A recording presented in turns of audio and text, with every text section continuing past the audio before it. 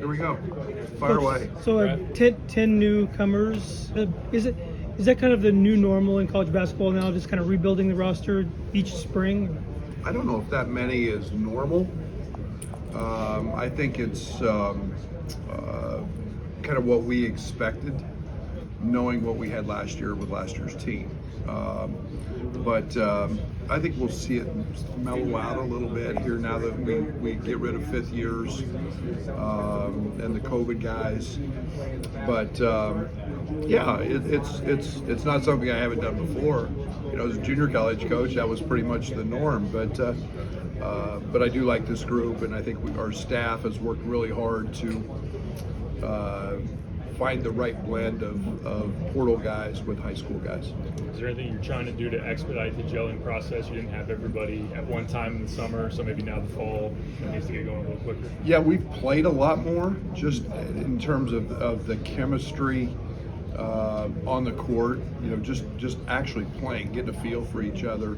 We're mixing a lot of lineups up. We're never playing the same group every day together. I'm trying to learn that piece of it, who works well together, who doesn't. But that's all part of the process. But, you know, as a character side of things, I mean, they're all getting along. They're all cohesive, and I like that. Do you have so many more nuts to crack, so to speak, things to figure out, connections to make with individual players about specific things, you know, whatever, just compared with when you had a veteran team like last year, that you have to recalibrate your own intensity level, or, you know, like not, you got to sort of build up more slowly or something, your expectations or anything like that? I don't change much when it comes to my path on the court. I think the one thing that, you know, we had to make changes last year. You know, we had to figure out how to utilize Marcus last year. You know, he was predominantly playing the wing, and we had to figure out how to utilize him. We made that change really kind of right before the Big Ten game. There'll be some of that this year. I think we've got a pretty good feel. I think we tried to be very specific, and one, we wanted size, who could play a lot of different positions, and two, shooting. I think we're doing some stuff offensively that doesn't require, I think it's, for lack of a better term, it's easy. It's concepts more than actions and sets. So I think that part's a little easier. The defensive side of it now, I've said it every year I've been up here, that's the side we have to work the most on, and that's very evident now with this group. You know, the young guys foul too much. We're not tough enough. They've got to understand how important it is to win a possession. All those things are fitting together. We're still figuring out a little bit, you know, certain lineups, because we can be really big at times. What lineups look like and what work together, but that's all part of the fun for me. Coach, we started talking about after you felt Yeah, I told our staff as we walked off the court after that game, I said we were a Final Four team who got beat by the national champions. I didn't think there would be any question who would win it. I thought they were the best team in the country. And I said, but if that's a national championship team, we had to improve. We had to get better. There was 2 top 10 picks there. I thought their talent level was extraordinary, their depth, and then they were extremely well coached. And there's a reason they won back to back. I think we've accomplished some of those things. We had to be more specific in what we were doing from a talent side of things offensively. I think we addressed some of those things, and you know, and yet you know, we had to be bigger. We had to protect the rim better. We had to do certain things better. We had some advantages at that spot, but yeah, we were good, but we knew we weren't going to be old like that every year. Coach, everyone's talking about the depth of this team. Even Ty said that he thinks this team is top to bottom more talented than it was last year. How do you handle that in terms of rotations? Do you see yourself expanding the rotation this year? We'll see. You know, everybody talks about depth and they're excited about it, and really once you start coaching them and you figure out, you know, who can perform and who doesn't. Some of them kind of guys kind of eliminate themselves or they step up. I do like our offensive talent. I think we have a bunch of talented guys on that end of the court. But again, that's only one side of the court. We've got to figure out how to be great at the other end as well. So, but I do think we have a lot of versatility. We can do a lot of different things, and I do like their competitive makeup, which helps. You know, this group's really, really competitive, and that's top to bottom. What's the process for you taking a really talented team and kind of making them a winning team? The first thing is make them tougher. You know, it's you know, there's a lot of things that go into that. Dealing with adversity. There's a reason we're playing the schedule we're playing. We need to find out what our warts are before we jump into league play. We need to find out, you know, who can handle physicality or who can handle quickness or all those things. You know, I think that's all part of it. Toughening them up, creating the format that we do the little things that win. That's what winning is about. It's about getting a rebound. It's about getting a stop. You know, it's how are we going to win games when the ball doesn't go in? You guys have heard me say that a bunch. For this group, scoring's always been easy. You know, and they play high school guys. They're not playing against, you know, 21, 22-year-old pros that are well coached and taking away your best attributes. So we have to figure out how to do the things that win, and we work on those things every day, and we stress it. What on the swab Just going through the process. It's a timely process, but we're you know, we accomplish some things, and then we wait some more. Does it mean something to you that, you know, you turn over, not to I mean, it's not an all new team, but you turn over largely a new team, as new as any team in the Big Ten that I can think of, going back forever, and yet you're perceived as one of the top contenders. That seems like a reflection of your recent track record, where the program has a different just standing in the world than it.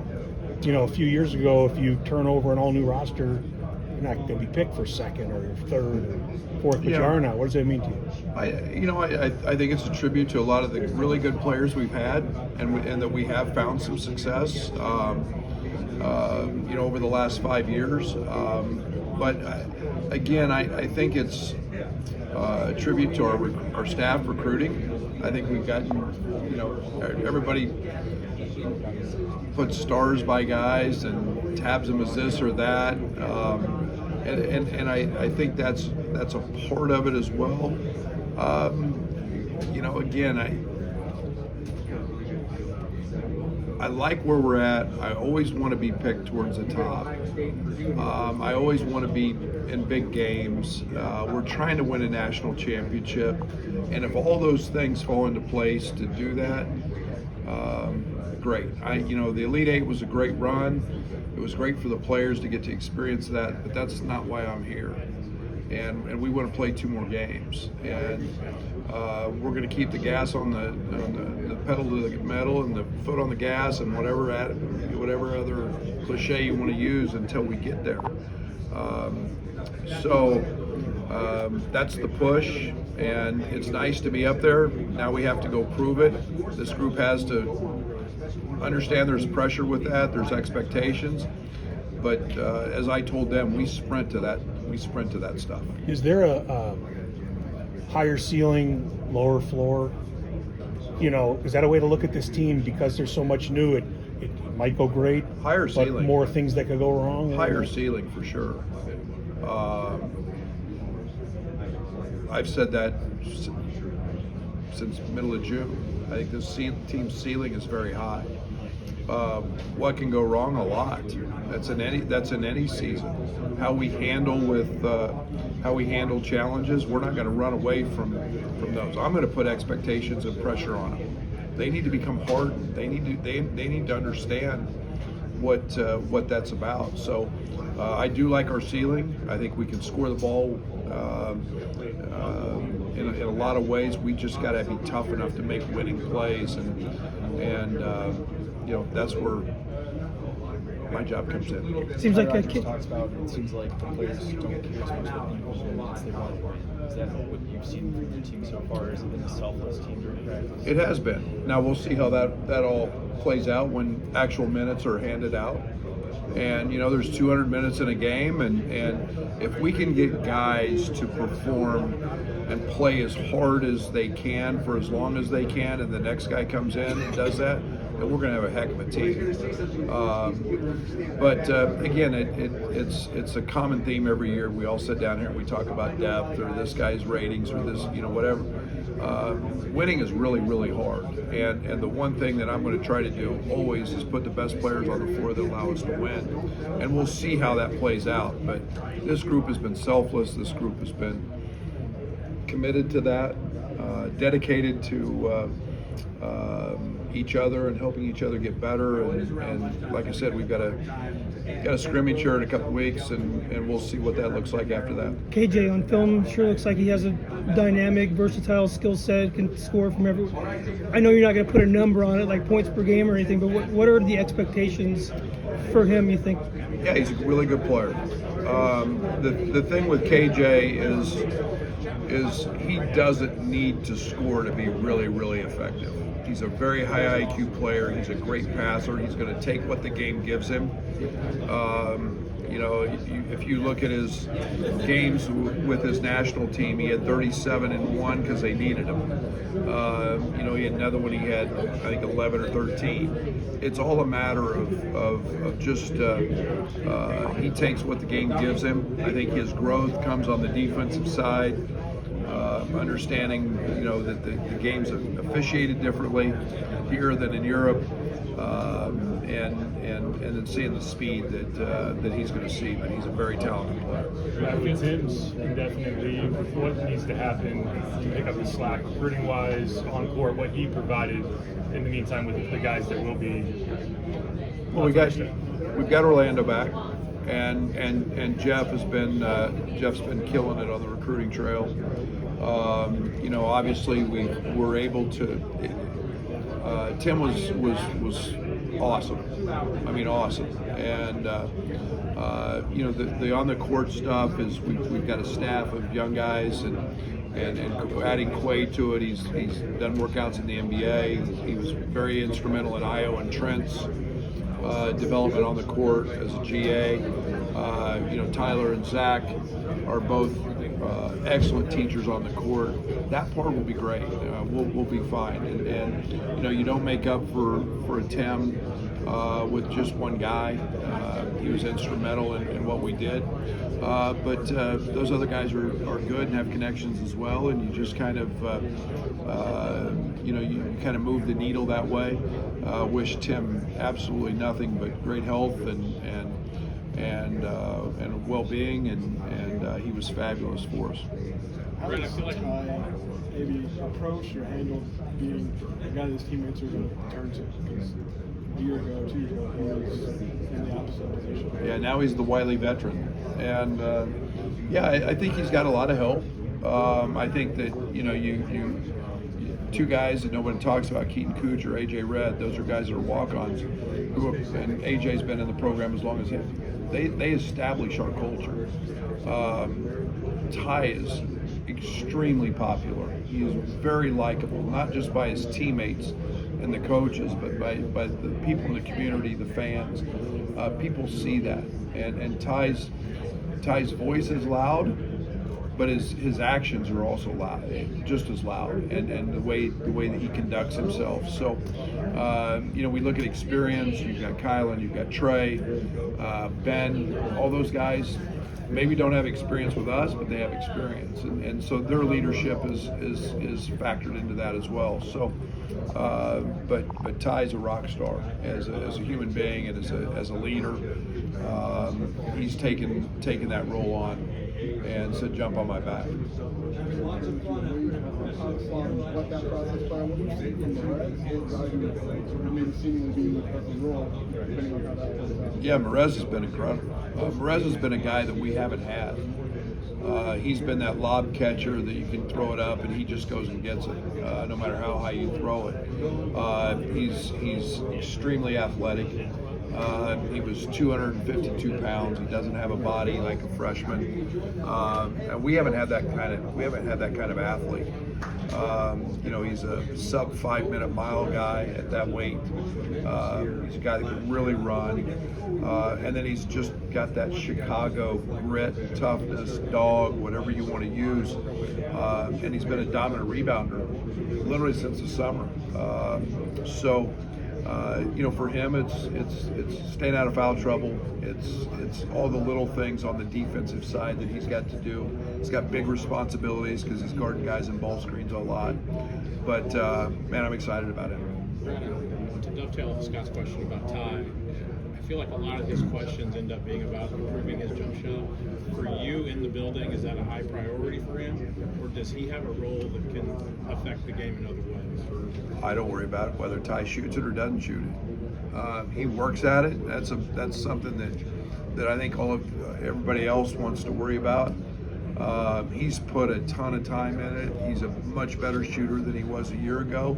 He's going to shoot some of them, but it's also understanding your role that maybe there's some guys who do that a little better than he doesn't, and it's playing to your strengths and not something that's maybe not your strength. Is he going to shoot it? Absolutely. That's what he does. He's a Swiss Army knife. He's a jack of all trades guy. He can play any position.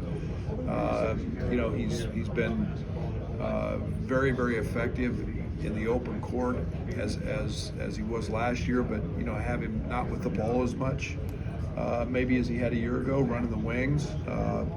So he's been shooting free throws great. So yeah, it's do what you do and play to your strengths. What have you seen from Dre as he looks to make this jump from year one to year two? He's probably had as good a fall as anybody on our team. I've said this. I should have played him more last year. Dre is a guy that's an elite defender on the ball, and he's a guy that can really score, and he doesn't need help to score. He can get a shot against anybody. He's a very good hard shot maker, but he's become a much better basketball player. He's not just a guy that scores shots and baskets like in a pickup game. He's a guy that understands how to play. He's a guy that can play with the ball some, but as a two-way player, he's been shining in our practices at both ends of the court.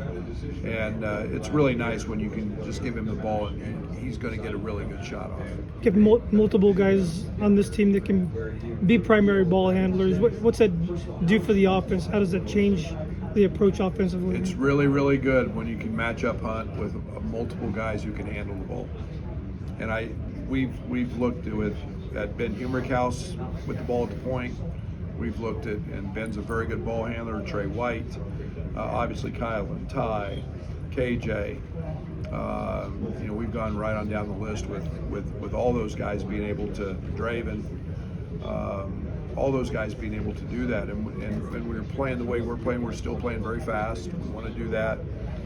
We want to be on the glass, but again, it's spacing the floor and matchup hunting, and we're not doing it just with booty ball. We're trying to create some matchups with ball screens because KJ's as good as there is in it, and Tomislav can just shoot the cover off of it. So it's a nice deal to have guys who can handle it and pass and shoot it. And Will, I forget about Will. What do you want Will's role to be in terms of his function in your offense? Will's a guy that just knows how to play. I don't know how to describe it. He loves the game. His passion for the game is almost unrivaled. I coached Michael Beasley, and his was very similar to that. And then there's a guy his ball just goes in all the time. And, he can play with it at 6'9", and get to his spots. I think he prefers probably to play off of it a little bit and come off handoffs and do this, but he doesn't need a screen to score. And yet the best thing one of the best things he does is pass. So he's a great competitor, and like I said, I'm excited about where his game can take us, because he's got a really high ceiling, and he's a savant. He loves the game. He wants to learn it, and he remembers everything. So I'm really excited about Will's. Whatever position he's playing, he's going to be effective.